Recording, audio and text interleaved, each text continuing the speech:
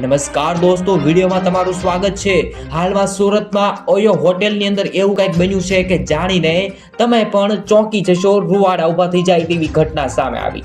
હાલમાં 5 વર્ષ મોટી છોકરી લલચાવી, ફોચલાવી અને ઓયો હોટેલમાં લઈ ગયો, તેની સાથે શારીરિક સંબંધો બાંધ્યા। પીડિતાનું કહેવું છે કે જ્યારે છોકરી પુખ્ત વયની થઈ ત્યારે લગ્નની વાત કરી, તેની સાથે પૈસાની છેતરપિંડી પણ કરવામાં આવી। હવે યુવતીએ બીજા લગ્ન કરી લીધા ત્યારે હવે 22 વર્ષના યુવકે છોકરી સામે 22 વર્ષના છોકરાએ પોલીસ કેસ નોંધાવ્યો અને ન્યાયની માંગ કરી છે। ફરિયાદ મળવાની સાથે CWC એ પોલીસ કેસની વિગતો એકત્રિત કરવા માટેનું જે નિયંત્રણ કામકાજ શરૂ કર્યું।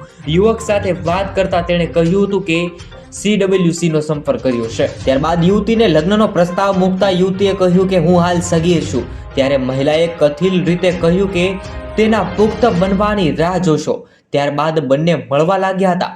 ફરિયાદના વકીલ અરવિંદ કૃંજ સાથે વાત કરતા તેમણે કહ્યું કે મહિલા ઓયો હોટેલમાં બુકિંગ કરતી હતી, ત્યારબાદ સગીર સાથે શારીરિક સંબંધો બાંધતી હતી। હાલ મહિલાએ નર્સિંગ કોર્સ માટે પીડિત પાસેની પૈસા માંગણી પણ કરી અને સરકારી નોકરી માટે 5 લાખ રૂપિયા લીધા હતા।